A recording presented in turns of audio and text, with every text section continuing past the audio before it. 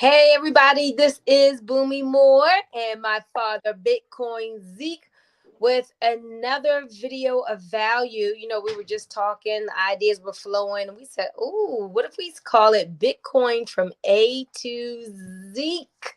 As a play on from A to Z. So I like that. You may just see that in the branding somewhere.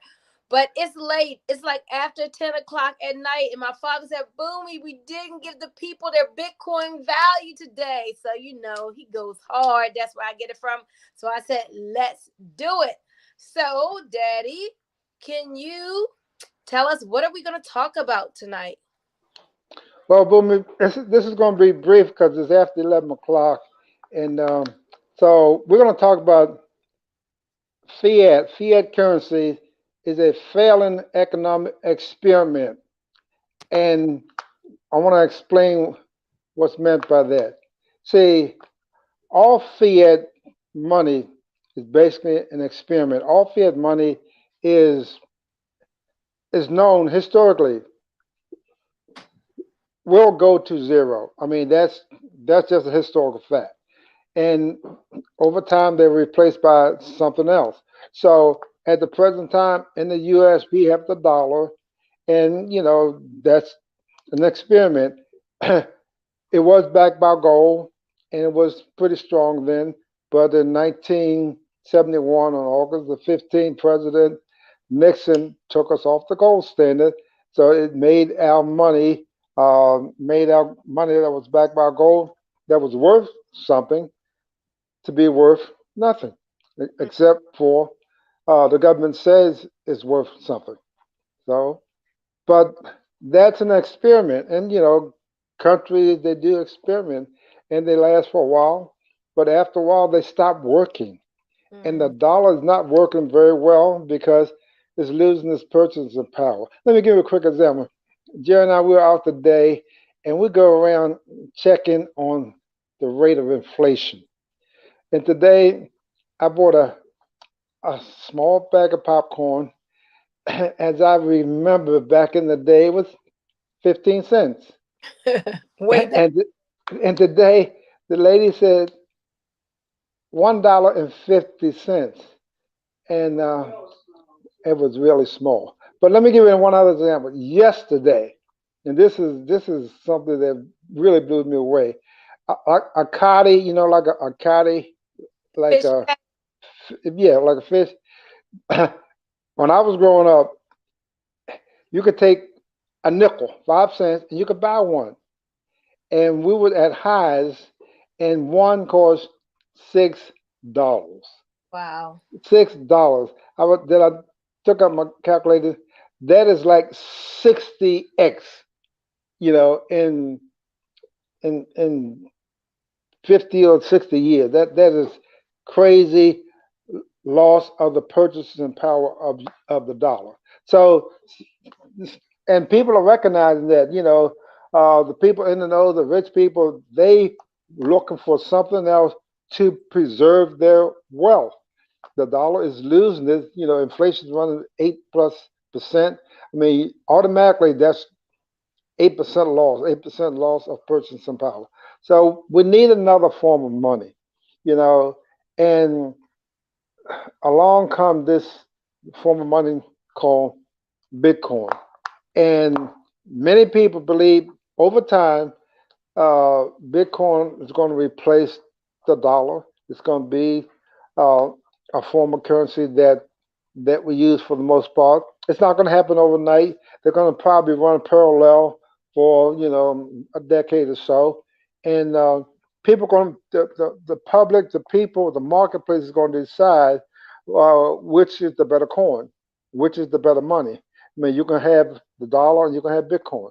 Right now, I practice spending bad money and keeping good money.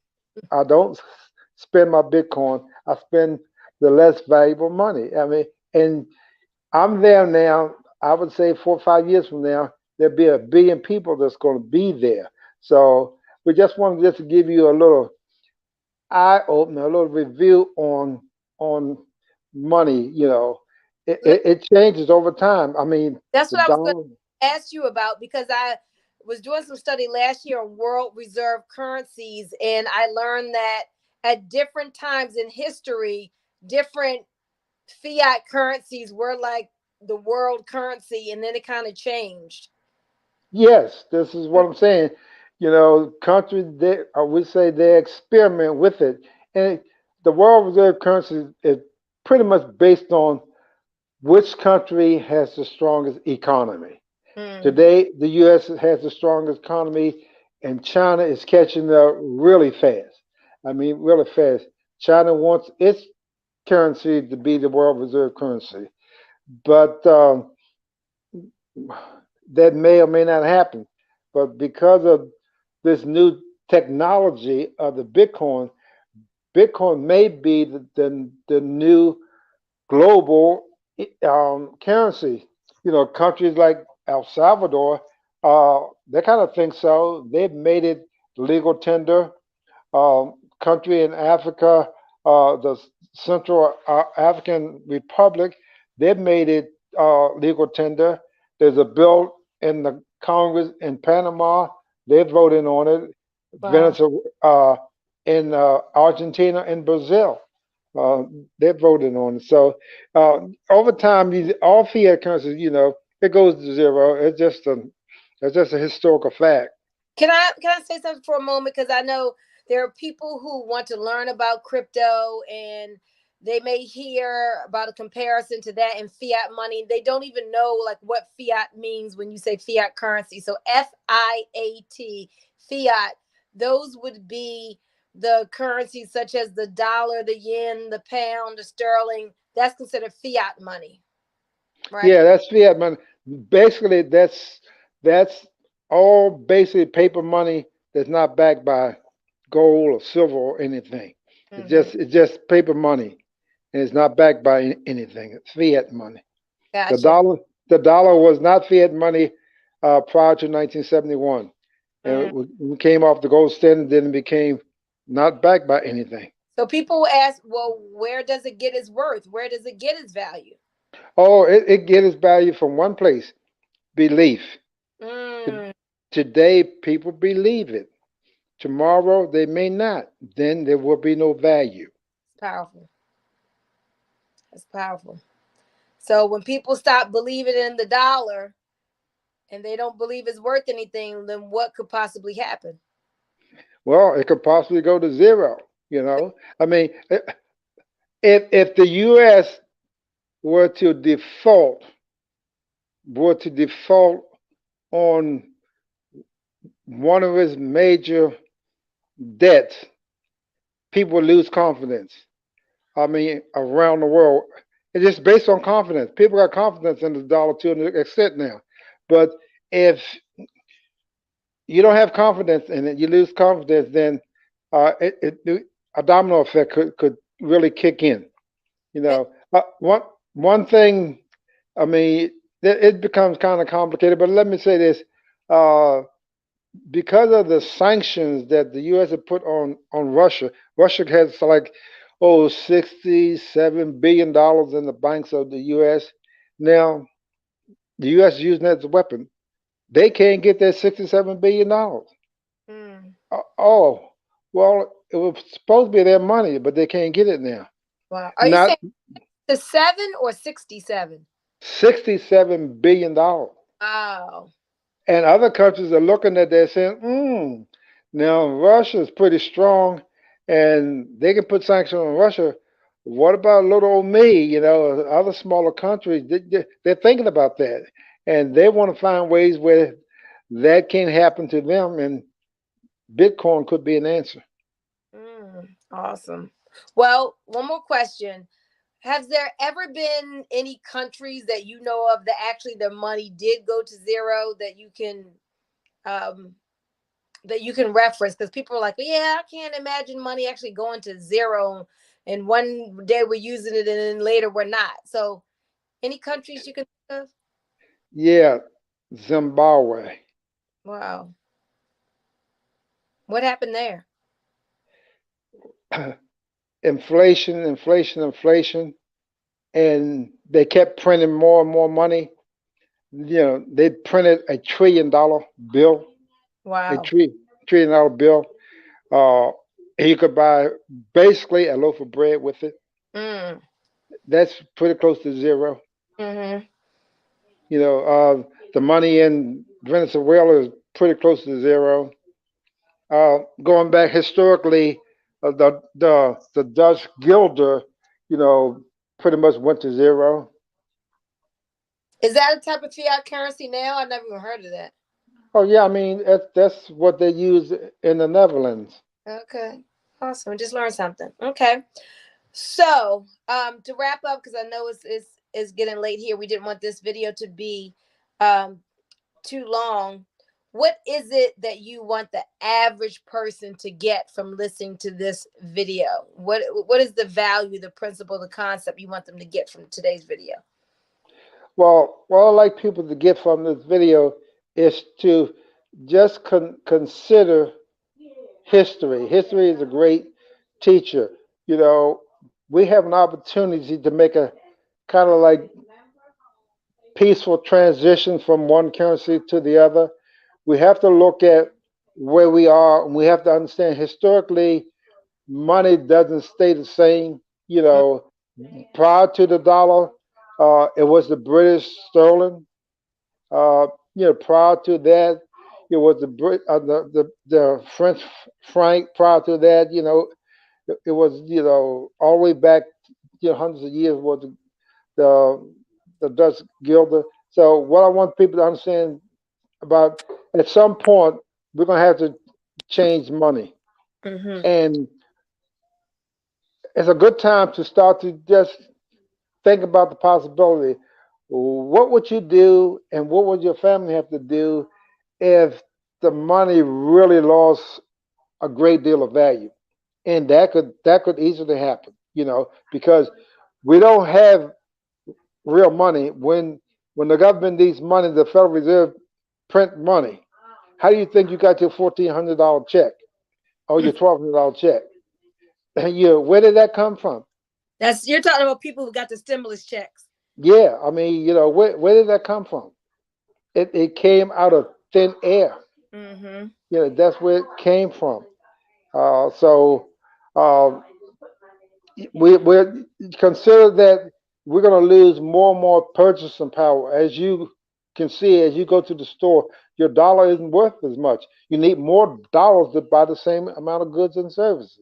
You know, a year ago, you needed only like $3 to buy a gallon of gas. Now today, you need $4.50 to buy a gallon of gas. See, you still get the same gallon, but you didn't need more dollars. So the dollar is less valuable. So you need more of it. So Nope. this will likely to continue. So because they keep printing more, but what's better to have money that you can print and print more of it and become less valuable, or have a money that's fixed? Bitcoin is fixed. You can't make more and more of it because 21 million coins, well, that's the absolute limit. Impossible to make any more of that. So it's really scarce. When you have something that's scarce and you have a demand, the demand is growing literally every day. For example, the demand right now is like 300 million people in the world, have Bitcoin. By 2025, it's going to be a billion. I mean, Mm. that's almost triple the amount. And as that demand increases and the supply can't increase, so economic 101 says the price will increase. So we got to that's a better form of money where you can't inflate it. So and it will buy more. It keeps its value. So if I had a choice between, you know, dollars and Bitcoin, you know, I'll take Bitcoins every day. So what the takeaway here is that just consider, down the road, what will you do when the dollar loses more value? What's your alternative?